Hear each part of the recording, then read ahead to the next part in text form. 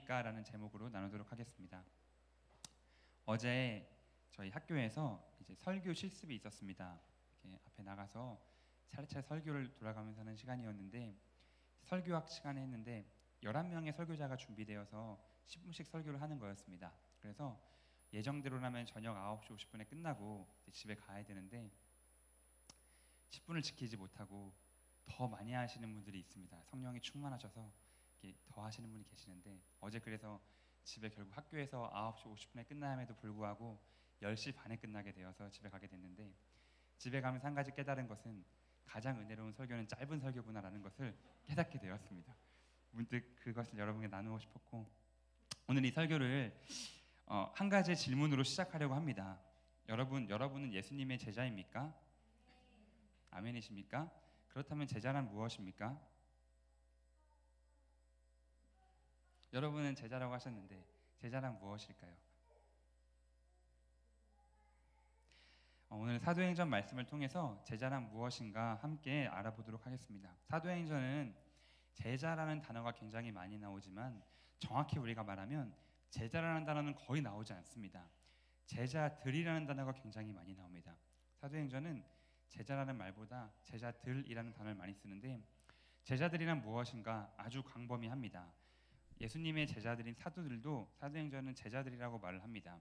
심지어는 하나님을 믿고 교회를 나왔지만 성령을 받지 못한 사람들, 그리고 성령에 대해 단 한 번도 들어보지 못한 사람들에게도 제자들이라고 사도행전은 표현하고 있습니다. 그러니까 제자들의 범위는 엄청 많은 것이죠. 오늘 이곳에 처음 교회 오시는 분이 와서 성령에 대해 한 번도 들어본 적이 없는 사람이라 할지라도 교회에 있는 사람을 사도행전 기준으로 봤을 땐 제자들이라고 말합니다. 제자들이 굉장히 많은 것이죠. 그러나 제자라는 단어는 사도행전에서 제자를 나타내는 말은 거의 나오지 않습니다. 딱 4명에게만 제자란 말을 하면서 제자란 이런 사람들이다라고 사도행전을 이야기하는데, 그 사람들의 이야기를 나누어 보며 제자는 무엇인가 함께 알아봅시다. 사도행전에서 제자라는 말은 딱 4명에게만 쓰인다 그랬는데, 첫 번째는 바울이고, 두 번째는 아나니아, 세 번째는 다비다, 네 번째는 디모데입니다. 오직 이 4명에게만 제자다, 제자는 어떤 것인가에 대해서 쭉 이들의 삶을 통해 말씀하십니다. 나머지 모든 사람들은 제자들이라는 범주 안에 포함되어 있고, 물론 그 중에 제자가 있겠으나 사도행전은 그 사람들의 이야기를 소개하지 않습니다. 과연 제자는 어떤 사람인가? 먼저 바울이 어떤 제자였는가를 한번 보겠습니다. 사도행전 9장 20절 말씀 제가 읽어드리겠습니다. 즉시로 각 회당에서 예수가 하나님의 아들이심을 전파하니. 아멘.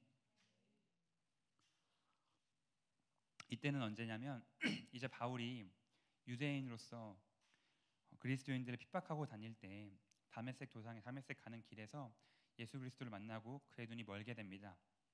하나님께서 그의 눈을 고쳐주시죠. 그러면서 그가 예수 그리스도를 알고 이제 복음을 전할 수 있는 사도로 하나님이 세우시는데, 사울의 눈에 비닐이 벗겨지자마자 처음으로 사울이 행했던 것이 즉시로 각 회당에 가서 예수가 하나님의 아들이시다, 복음을 전하는 것입니다.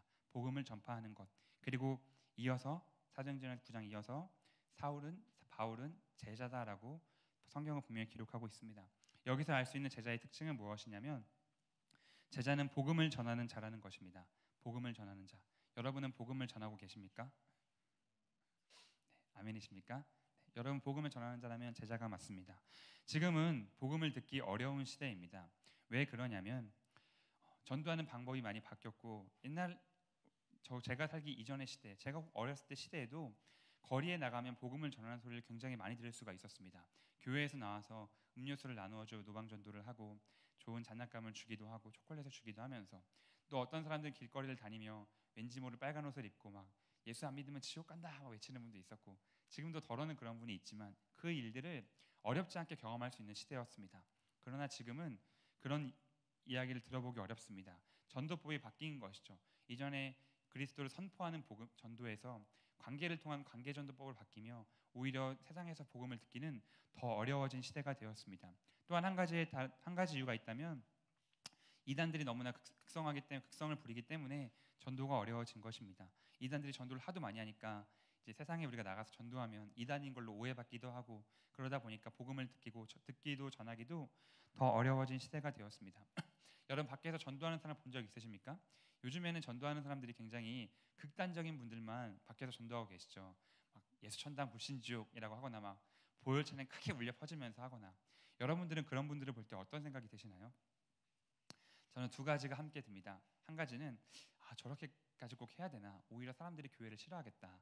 이런 마음이 한 가지가 들고 또한 그와 더불어서 그렇게 할 수 없는 저의 연약함 또한 들기도 합니다. 저는 노방전도 하지 않으면서 그렇게 하는 사람들에 대해서 저렇게까지 할 필요 없는데 뭐 저렇게 좀 어리석은 사람이다라고 생각을 하는 것이죠. 한편으로는 이 시대가 전도하는 사람들에 대해서 복음을 그저 어떤 목적 없이 순수하게 선포하는 사람들에 대해서는 어리석은 사람이다라고 치부하고 있는 그런 시대가 되어버렸습니다. 그렇기 때문에 전도를 한다는 것이, 복음을 전파한다는 것이 이 시대에는 많이 사라졌다. 바울과 같은 제자가 나타나기 보기 어려운 시대가 바로 지금 이 시대라 생각이 되어집니다. 여러분은 제자입니까? 라는 질문에 아멘 하셨죠. 그럼 여러분은 복음을 전하는 자일 것입니다. 여러분의 삶에서, 여러분의 처소에서 복음을 전하시기를 부탁드립니다. 복음을 전하는 자, 그 자가 바로 수많은 제자들 중에 특별히 하나님이 구별한 제자라고 할 수 있습니다. 두 번째 제자는 아나니아입니다. 사도행전 9장 10절 말씀 제가 읽어보겠습니다. 그때 다메섹에 아나니아라 하는 제자가 있더니 주께서 환상 중에 불러 이르시되 아나니아야 하시거늘 대답하되 주여 내가 여기 있나이다 하니. 아나니아는 아주 특별한 제자입니다. 환상을 본 제자인 거죠. 환상 중에 불러 이르시되. 여러분, 환상이란 무엇입니까? 환상이란 그냥 뭐 환상이겠죠.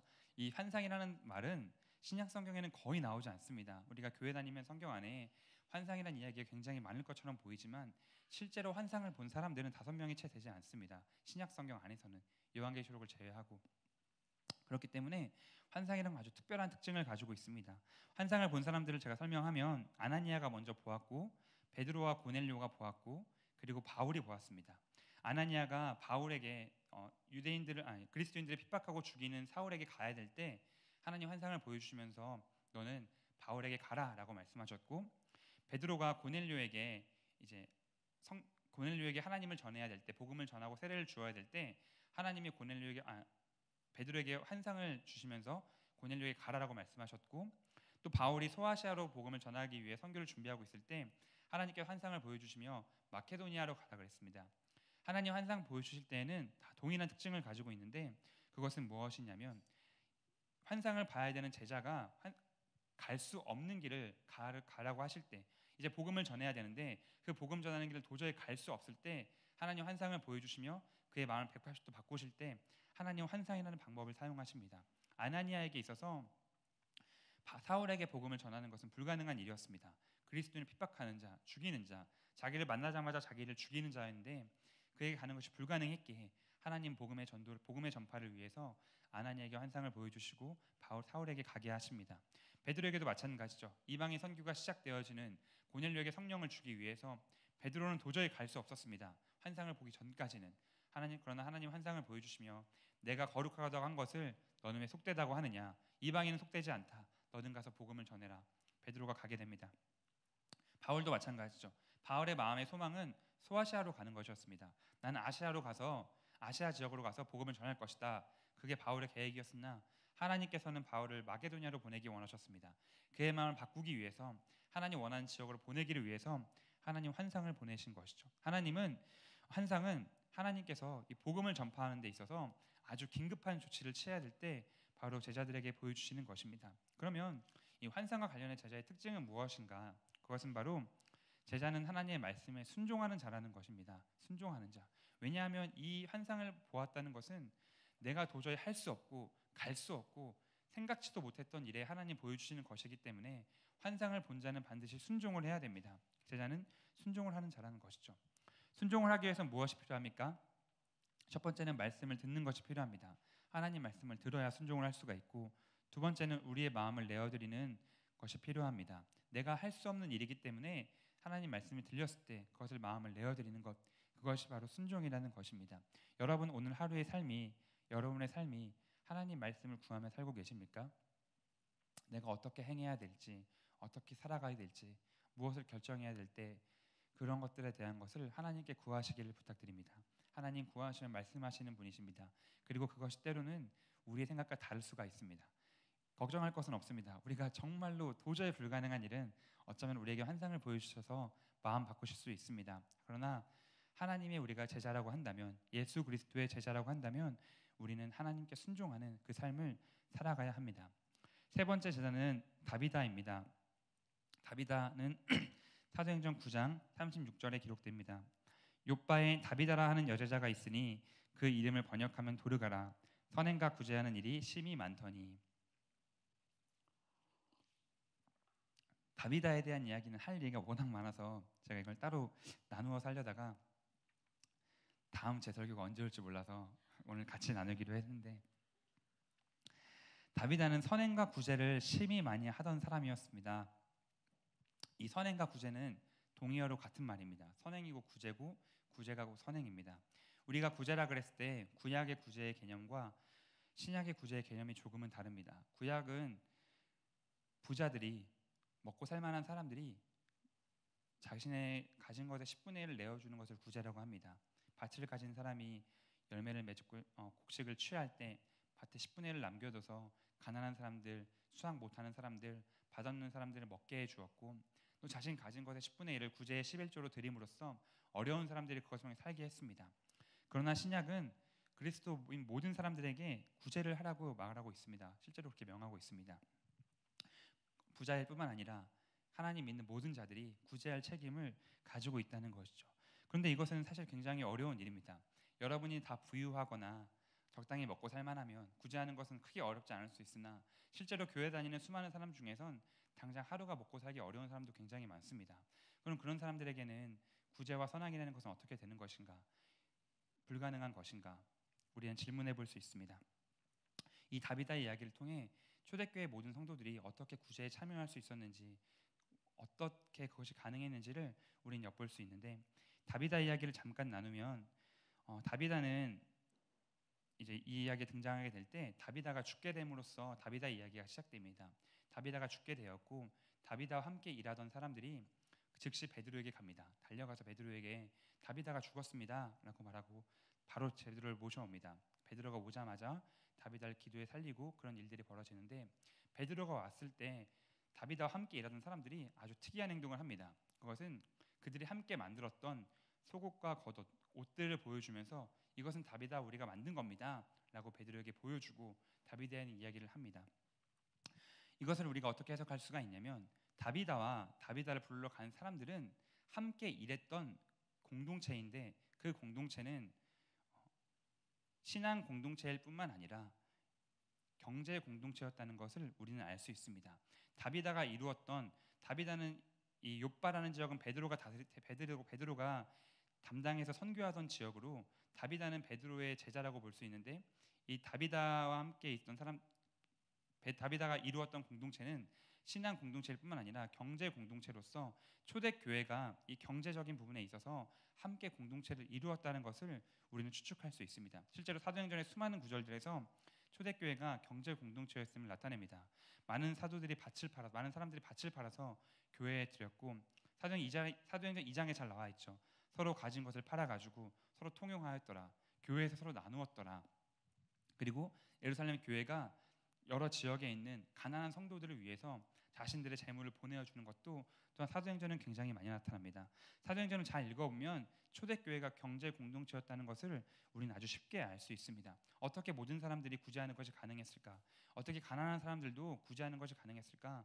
그것은 교회 안에 가진 자들 혹은 좀 부유한 사람들이 교회 안에 구제 헌금이라던가 구제하는 일에 열심을 내므로써 먼저는 교회 안에 가난한 자들을 도와주었고, 그 다음으로 이웃의 가난한 자들을 도와주었던 것이 바로 초대교회입니다.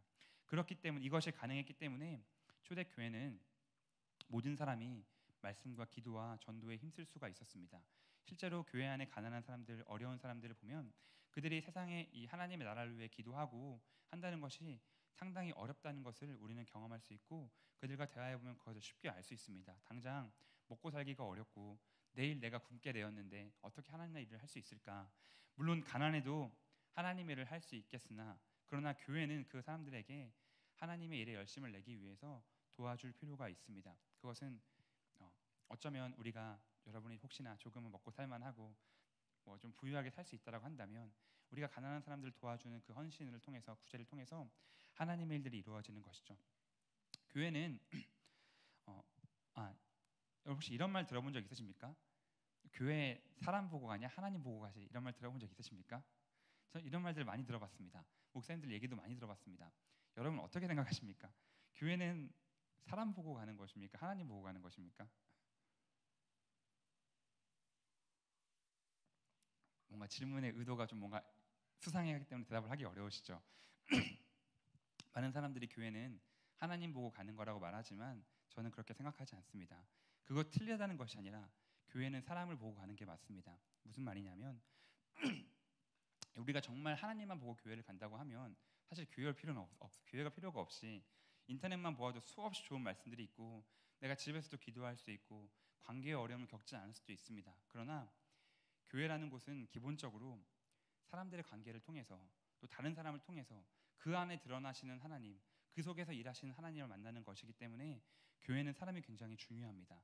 그 사람들과의 관계와 사람들의 삶을 통해 드러나시는 하나님을 보는 것이기 때문에 교회는 하나님을 보고 가는 것도 맞지만 또한 한편으론 사람을 보고 가는 것 또한 우리는 맞다고 볼 수 있습니다. 그렇다면 교회는 하나님께서 사람들을 통해서 이 공동체 안에 하나님의 나라를 이루어 가는 것이 바로 교회입니다. 성경은 이 특별히 구제라는 부분, 가난한 자에 대해서 하나님께서 분명히 복을 주신다고 하셨는데 전 되게 궁금했습니다. 이 복을 주신다고 하셨는데 왜 가난한 자들은 계속 가난한 것일까? 이게 처음에는 이거는 구약 시대에만 가능한 거야. 구약 시대에 하나님 물질의 복을 주셨으니까 지금은 예수 그리스도로 말미암아 재물과는 상관없는 거다 생각했었지만 성경을 잘 읽어보니까 구약에도 가난한 사람들이 굉장히 많았다는 것을 알 수 있습니다. 그러니까 수없이 많은 구절들이 가난한 자를 위한 규정들이 있었는데 하나님께서 가난한 자들에게 복을 주시고 풍성하게 해주신다는 그 말씀은 사도행전의 말씀을 비추어 생각해 보면 교회 공동체를 통해서 공동체 안의 구제와 나눔을 통해서 하나님이 이루어 가신다는 것을 그것이 가장 첫 번째 방법이라는 것을 우리는 성경을 통해 볼 수 있습니다. 여러분 구제를 하시기 바랍니다. 여러분의 주변에 어려운 사람들을 도와주시고 혹 교회 안에 여러분의 신앙 공동체 안에 어려운 사람이 있다면 여러분 힘을 내서 도와주시기를 바랍니다. 하나님께서는 그것을 통해 공동체를 이루어 가시고 진정으로 하나 될 수 있는 공동체는 빈부의 격차가 많이 줄어들고 서로가 그런 것 없이 하나님 말씀에 힘쓸 수 있는 공동체가 진정으로 하나 될 수 있는 공동체입니다. 이것을 정리하면 제자란 결국 구제하는 자, 먼저는 가난한 성도를 구제하고 다음으로서는 주변의 이웃을 구제하는 자가 하나님의 제자라고 볼 수 있습니다. 마지막 제자의 특징은 디모데를 통해 알 수 있습니다. 디모데는 사도행전 16장 1절 말씀에 있습니다. 바울이 더베와 루스드라에도 이름에 거기 디모데라는 제자가 있으니 그 어머니는 믿는 유대 여자요 아버지는 헬라인이라. 아멘. 디모데는 이제 제자라고 나오는데 디모데의 특징은 바로 할례입니다. 참 끔찍한 건데 할례가 이제 16장 이어서 3절에 보면 할례에 대한 이야기가 나옵니다. 디모데가 유대인들 때문에 할례를 받았다라고 얘기를 하죠. 여러분 할례가 무엇입니까? 성경에서 할례는 아주 끔찍한 것으로 나타납니다. 창세기에 보면 이제 그 하몰 족속이 디나를 강간하는 사건이 벌어지면서 그 디나의 오빠들인 시므온과 레위가 그 족속을 단 2명이 족속 전부를 다 죽여버립니다. 어떻게 그것이 가능했냐면 그들이 거짓말한 거죠. 너희가 할례를 받으면 디나를 너희에게 줘서 결혼하게 해주겠다라고 하자 그 사람들이 정말 순수한 마음으로 다 할례를 받습니다. 할례를 받고 나니까 단 2명만 칼을 들고 와도 족속의 모든 남자가 그 2명에게 전부 다 죽게 됩니다. 이들이 특별히 삼손처럼 힘이 강해서가 아니라 그만큼 할례가 끔찍하고 무서운 것입니다. 할례는 남자의 성기의 표피를 자르는 건데 이것은 지금은 의술이 발달해서 마취도 할 수 있고 뭐 꼬맬 수도 있고 다 할 수 있지만 이 4,000년 5,000년 전에 이 과거 시대에 이것은 너무나 어렵고 힘든 것이었습니다. 회복이 지금처럼 잘 되지도 않습니다. 그런 끔찍한 것, 실제로 할례를 하다 죽은 사람도 굉장히 많습니다. 그것을 디모데가 할례를 받았던 것이죠. 본디 유대인들은 난지 8일 만에 할례를 받게 되어 있습니다. 디모데는 이때까지 할례를 받지 않았습니다. 왜 그랬을까요? 디모데는 성인인데 받지 않았어요. 왜 그랬죠? 디모데는 유대인이 아니기 때문에 그렇습니다. 디모데의 어머니는 유대인이었지만 디모데의 아버지는 헬라인입니다. 디모데는 정식 유대인이 아니기 때문에 이방인으로 분류되었고 그래서 할례를 받을 필요가 없습니다. 바울이 본인의 선교를 함에 있어서 이방인의 할례에 대한 얘기를 분명히 하죠. 뭐라고 합니까? 이방인 할례 받을 필요 없다. 안 받아도 된다. 할례는 마음에 하는 것이, 육체에 하는 것이 아니다. 유대인들아 너희는 할례 받아라. 이방인들은 안 받아도 된다. 나는 이방인들에게 할례하지 않고 그들의 마음에 할례를 하며 복음을 전할 것이다 라고 하죠. 그런데 여기서는 디모데가 유대인 때문에 할례를 받았더라. 바울의 사상과는 좀 맞지 않습니다. 이 바울의 제자인데 말이 안 맞죠. 할례 받을 필요 없다 그랬는데 왜 디모데가 그런데 필요 없는 할례를 받은 것인가? 바울은 이방인의 선교사였음에도 불구하고 유대인들을 버리지 않았습니다. 우리가 잘 알고 있는 구절, 내가 이들을 구원하기 위해서라면 그리스도에 끊겨져도 내가 그것을 원하는 바라. 이 말씀을, 로마서의 말씀을 잘 보면 이 말씀은 유대인들에 대해서 하는 말씀입니다. 바울이 유대인들에 대해서 이 유대인들은 참 복이 많다. 내가 이들을 구할 수만 있으면 끊겨져도 원하는 바다. 그러나 유대인들이 너희가 지금 중요한 게 아니라 그리스도를 믿는 게 중요하고 이런 얘기를 쭉 해나가는데 바울은 그의 서신서 전체에서 보면 유대인들에 대한 자기의 사랑을 많이 담아두었습니다. 그래서 이 유대인들을 얻기 위해서 굉장히 애를 썼죠. 핍박을 받고 고난을 받으면서 디모데가 할례를 받은 이유는 실제로 이방인들을 전도함에 있어서 할례는 필요하지 않지만 바울이 유대인들과 가깝게 지내고 유대인들에게도 그리스도의 복음을 전하기 위해서 디모데에게 할례를 시킴으로써 유대인들과의 화해를 하기 위한 것이었습니다. 그래서 디모데 할례를 통해 유대인과 화해를 할 수 있도록 그들에게 복음을 전할 수 있도록 디모데가 할례를 받게 된 것이죠. 디모데 입장에서는 할례를 굳이 받을 필요는 없는 것이었습니다. 그러나 그는 바울의 계획에 순종하였고 어쩌면 그 스스로가 할례를 받은 것일지도 모르겠습니다. 다시 말하면 디모데의 할례는 그리스도의 남은 고난을 자신의 육체에 채운 그 표본이 된다고 우리는 볼 수 있습니다. 디모데를 통해 우리가 알 수 있는 제자는 바로 고난을 받는 자라는 것입니다. 하나님 말씀을 위해, 복음을 위해, 선교를 위해 고난 받았전자 그 자가 바로 디모데입니다. 여러분, 그리스도의 제자인 우리는 고난 받는 자로 살아야 됩니다. 그리스도를 위해서. 물론 그리스도를 위해서 당장 이슬람 지역 가가지고 주는 그리스도다 외치라는 것이 아니라 우리가 삶에서 그리스도를 위해 고난받는 기회가 다가왔을 때 그리스도를 위해 고난을 받을 수 있는 자가 되어야 됩니다. 세상은 참 어렵습니다. 사실 그리스도가 아니어도 고난받을 일이 워낙 많습니다. 그렇지 않습니까? 저는 제 자신의 인생을 돌아볼 때 예수님 위해 특별하게 선택받고 고난받은 일은 거의 없습니다. 그래도 참 많은 고난을 당했습니다. 세상 사람들이 그렇죠. 그리스도를 위해 살지 않지만 세상 사람들은 고난 가운데 삽니다. 취직이 잘 안 되고 출산이 잘 안 되고 경쟁이 심하고 왕따 문제 심각하고 저출산 심각하고 세상 사람들 역시도 고난 가운데 살아갑니다.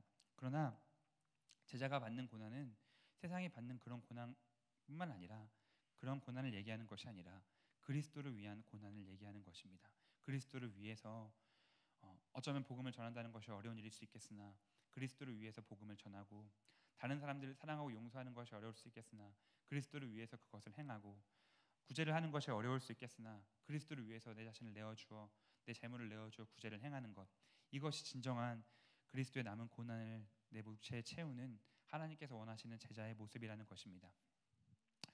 오늘 우리는 이 바울과 아나니아와 다비다와 디모데를 통해 4명의 제자를 통해 하나님께서 원하시는 제자는 어떤 자인가를 살펴보았습니다.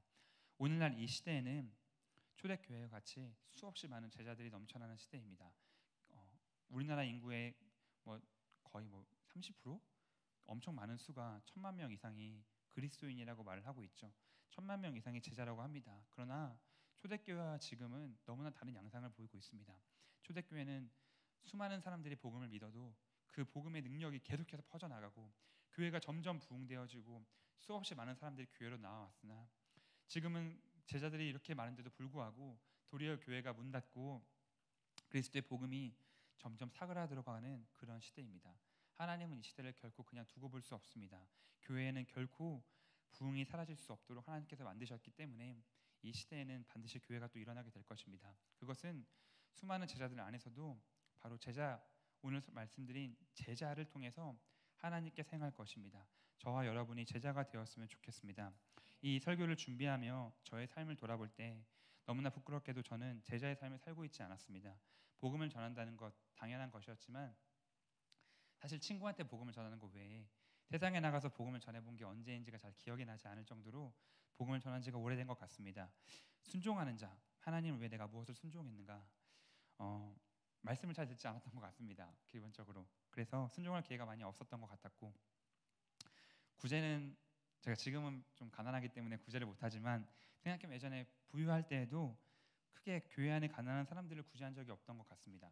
물론 컴패션도 하기도 했고 막 구제에 11조 내기도 했지만 내 주변에 어려워하고 있는 성도들을 위해서 구제한 적은 없던 것 같습니다. 고난받는 자, 저는 세상의 고난을 당하는 것도 굉장히 괴롭기 때문에 그리스도를 위한 고난을 받지 않아도 세상의 고난만 가지고도 많은 불평과 어려움을 하나님 앞에 아랬던 것 같습니다. 하나님께서는 제자를 찾고 계십니다. 이 말씀을 하나님께서 저에게 주시며 제자가 되라고 말씀해 주시더라고요. 여러분에게도 하나님은 동일하게 말씀하시는 것 같습니다. 제자가 되어라. 수많은 제자들 중에 하나님 앞에 나온 여러분은 제자들이지만 그것에 만족하지 말고 제자가 되어서 부흥의 불길이 사그라드는 이때 정말 하나님께서 원하시는 부흥을 일으키시는 저 여러분 되기를 바랍니다. 우리 함께 기도하시겠습니다.